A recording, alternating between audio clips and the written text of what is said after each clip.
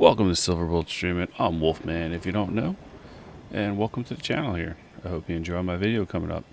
Alright, you can follow me on Twitter at Bullet Streaming, and watch me on Twitch and follow me there. And it's Silverbolt Streaming, the same as YouTube. Alright, today we got ourselves a throwback indie game review. I have sort of reviewed games while playing them in the past, but I have just never straight up reviewed a game. So here's going to be my first focus review. Hope you like it. So let's buckle up. Might be a bumpy ride, so hang in there. Alright, so I came across this game in a bundle of 3 games and it cost me roughly $6 for all 3. The first 2 were shooters, but they were sequels of each other. I've only played this one so far. I haven't played the other 2. They're all from the same company. It was a Steam bundle deal. The games were Necrovision Lost Company, and Zombies on a Plane. So Zombies on a Plane is worth $5 roughly for the base game, not in a bundle, not on sale, and $10 for a deluxe edition. So the big question of the day is it worth the money? So a short, simple answer is no, but it isn't a hard no. There is a really good game in there.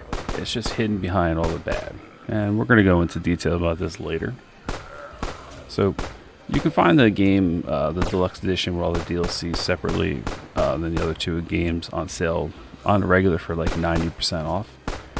You can get the game for like $1 or $2. Then if you get it for that price, I'm going to say it's worth it for you, especially if you like those horribly bad, but great like horror movie type movies. You know what I'm talking about. Well, this game is kind of along the same lines in the tone of it's kind of horribly good, especially if you turn the sound off and crank up your own tunes, like personal playlists of your favorite music.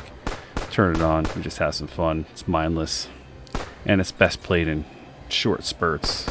So I'd say pick it up, give it a try at that price point if you can get it on sale for that 90 or 80% off price. And if you are just like a collector of zombie games like myself, I love all things zombies, this is a must buy, especially at the discounted price. So with the simpler review out of the way, let's get into some more details of the game. It's only single player. If it was a co-op game, it'd be so much better. They really messed up and missed out on a market with this game if they could have had at least one other player in the game. So the Steam achievements, there's only 9 in total, kind of slacking on that. Little indie company. Actually, I don't know how indie and small they are, but a Chinese company doesn't release much. They have Steam trading cards, partial controller support, Steam cloud saves, Steam leaderboards, and honestly, the reviews are pretty brutal. They have mostly negative reviews in there. There are a couple reviews in there about the horribly awesome badness of the game. So, alright, so let's get into some more boring details here. It supports English interface and full audio, and supports 7 other language interface wise, but it still has English audio. It supports French, Italian, German, Spanish out of the Spain type dialect, Polish, Portuguese, and Russian. And the Portuguese is set with like a Brazilian dialect. So the developer is Shangri-La Studios. The publisher is 1C Entertainment, and the game was released on March 25th, 2016. Now that's going to come into later. Remember that date. Okay, like I said, I'm done with the boring facts. Let's get on to the gameplay, and thanks for sticking in there. Let's talk about the game types, character selection, graphics, sound, music, and just gameplay in general now. So the game modes. There are 6 game modes. There's 3 planes and a helicopter unlockable via DLC. Well, it turns out actually it's more like 2 planes and a helicopter. They have a couple skins on the one. I think they just try to make it seem like there's more to it than that. So the 6 modes are cut between 2 main modes, 3 under the shooting and 3 under the flying part of the game. The shooting has survive the horde, defend the outside, and defend the cockpit. And the flying has flight of survival, easy mode, flight of 10 waves, hard mode, and free flight. So that one, you're going to have to control the plane and try not to crash it while fighting off zombies. I haven't played it, so I haven't really messed with it. I just the surviving the horde and killing the zombies is kind of fun enough and shitty enough all at the same time, so I didn't really get into it. Most of the video has defend the outside and ends with defend on the inside. Defend the outside is still really hard, but it's the easiest mode that I've played so far. I found defend the inside to be pretty impossible in the game's current state, or lack of game hours played by me to know the ins and outs of the game.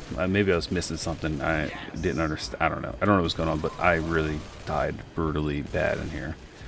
There is infinite waves of zombies on the outside and inside, and you basically just see how long you can last health-wise and plane health-wise. The zombies will go attack major parts of the plane, like the engines, the rear wings, the vital spots on the wings, the cockpit, and the doors. Increase spawn points on the inside also. You can repair the parts and keep them up and running, but once you lose one, you can't bring it back. So you get that fine line of you might have to lose one or two parts here and there to keep your wave going. So you know you can just have to really defend that one while the zombies are all running all around. So it's a give or take kind of situation with that. So let's talk about the character selection. You have 5 players to choose from, but it's really 3 right off the bat because 2 have to be unlocked. 1 via score barrier and 1 is a DLC. Each player has their own special passive ability and playstyle. Again, this game would be really benefit from having co-op gameplay. I can't say it enough. And maybe like a perk rank up system with unlocks. I mean, it doesn't have to be crazy, but like 5 or 10 perks that you can unlock and choose from. Maybe 3 at once going at the same time. You know, it shouldn't have been too hard for this game developer to pull off. So our first character we have, his name is Jackson, and it's obviously a ripoff of Samuel L. Jackson, the actor, because of this movie Snakes on a Plane. You know, the model looks pretty terrible compared to the actual looks of the character, and the voice is way off. Alright, so his passive is gun damage is more with him. So our second character is Kate. She's your typical blonde that sort of looks like Jill Valentine from the Resident Evil game series. Her passive is increased health. Our third character is Charles, and he's a business-like looking guy with a scarred face and a briefcase that he kind of reminds me of Wesker from Resident Evil, sort of, if he was like a New York executive. His passive is increased movement speed, which I mean, I guess you can get over the different areas of the plane for repairing per quicker, because you only get 20 seconds in between each wave, so I guess that could come in handy. So our fourth character is Brett. He is unlocked after scoring 1 million points, and he seems kind of like a Negan ripoff from The Walking Dead, and he even has a bat in his hand in the picture. He's kind of got like a similar haircut, but he doesn't have like the leather jacket and like a full-on badass look like Negan does. I guess they just kind of went with like a little bit different look for him, but we know what they're trying to pull off. And his passive is repairing parts faster, which could come in very handy and very useful. And our fifth and final character is a DLC one, and it is the fat and jelly man himself, Santa Claus. And apparently, according to his bio, Santa Claus is 1,744 years old. Yep. Yeah. But given his age, he's still a real badass in this game. His passives is all the passives in the game. He's basically an OP player. He's got extra gun damage, extra health, movement speed, and repair, all bottled into one. So that's basically why you're going to pay for him. There's too many basicallys there. I should edit that out. But you're not going to leave it in because you can make fun of me in the comments about it. So let's move on to gameplay, and just gameplay in general. So the first thing you're going to notice when you're on the outside defending is you can jump and basically fly through the air like Spider-Man and land where you want. I mean, and you don't even get blown off the plane. It's kind of crazy. It's kind of funny. It's a little ridiculous. It's an amazing power. Second thing is the aiming and the movement is really clunky. Trying to get headshots on the zombies for quick kills is super hard. I mean, you end up wounding most zombies where they lose their arms and legs, but they still come after you, even if they're just a torso, which is really cool, but they really move way too fast if they just have just arms. It's pretty annoying. Alright, so with the wounding of the zombies brings up where I wish there was like a more co-op because of the clunkiness and the lackluster gunplay. I mean, you can get overrun by zombies or just lose plane parts pretty quick because they like disperse, and it's, you know, you don't kill them as quick as you would like to.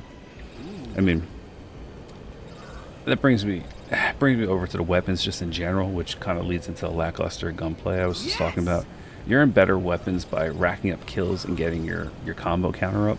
And there are 7 different weapons in this game and earnable traps you can lay down. Right, so gun number 1 is just a regular semi-auto pistol, and it's pretty terrible. It's got a slow rate of fire.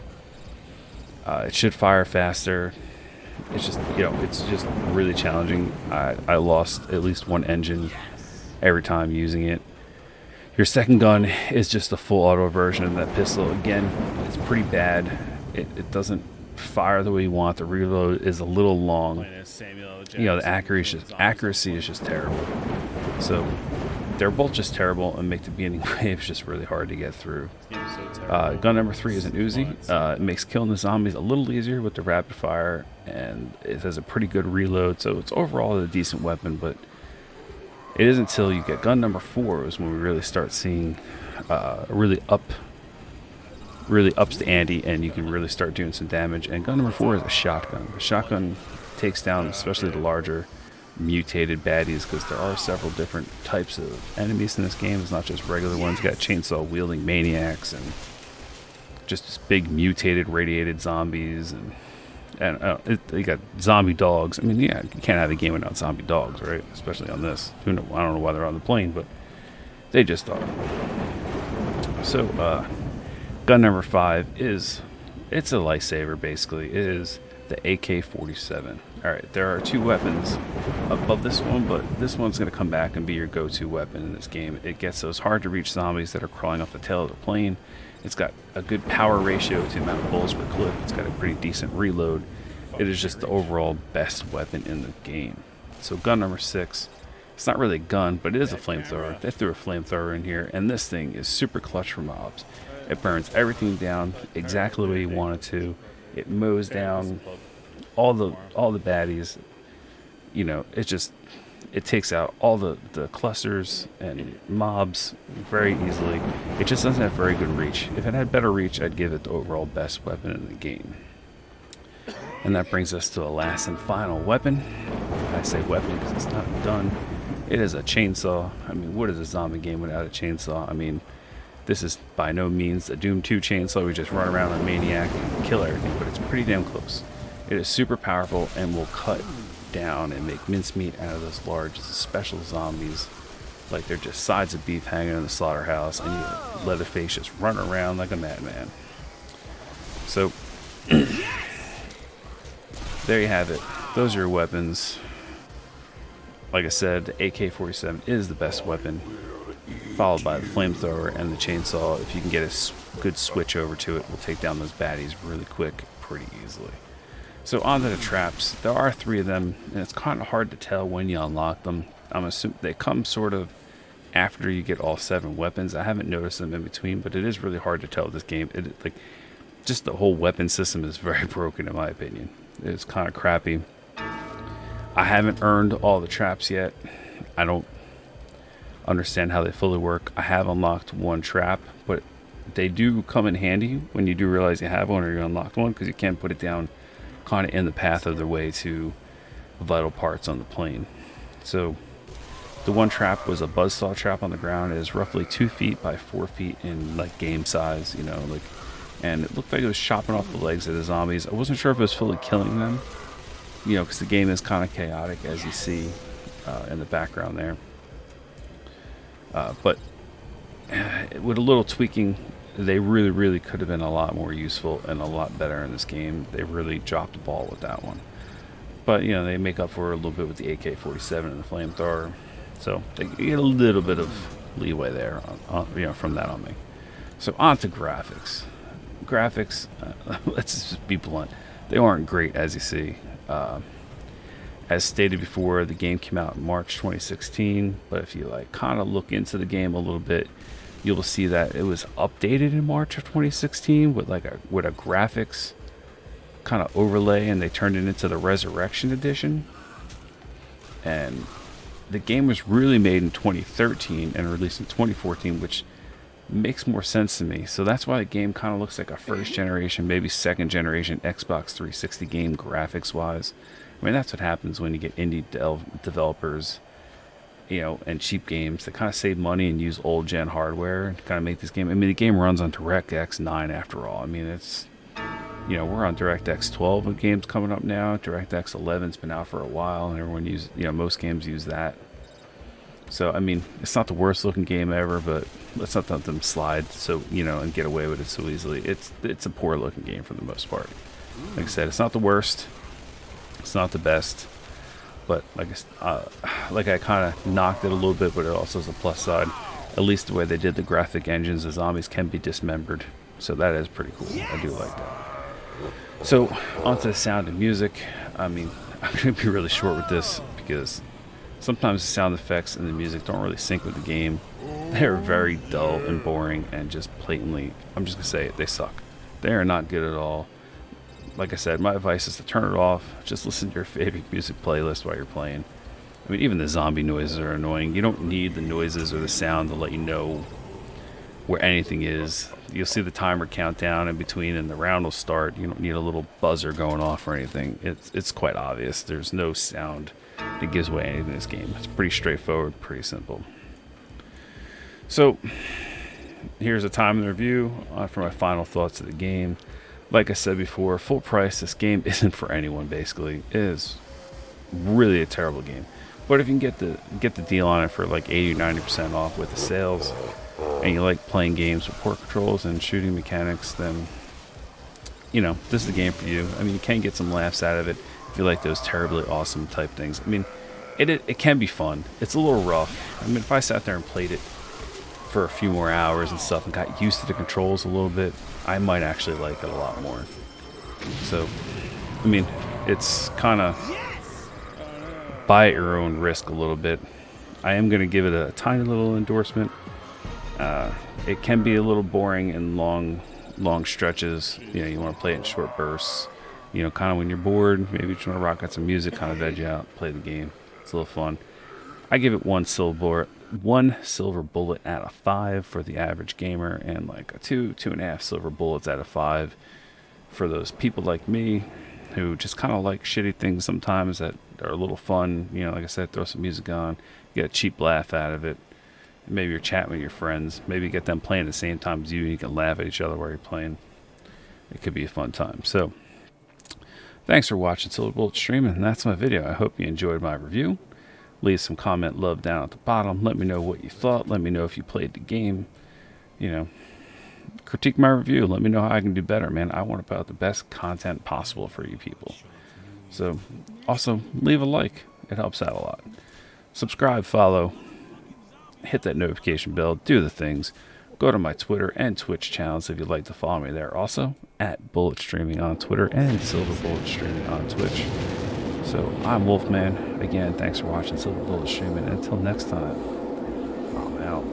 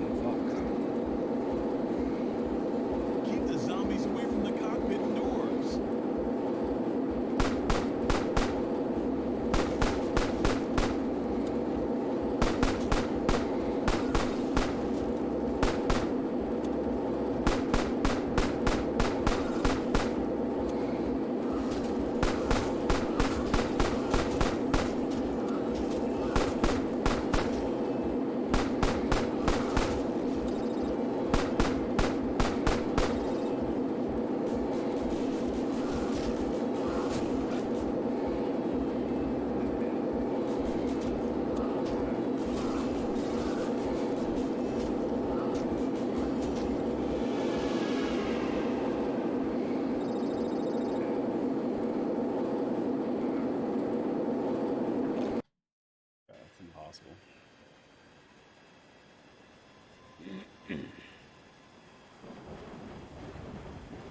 Alright, that's enough of that shitty game.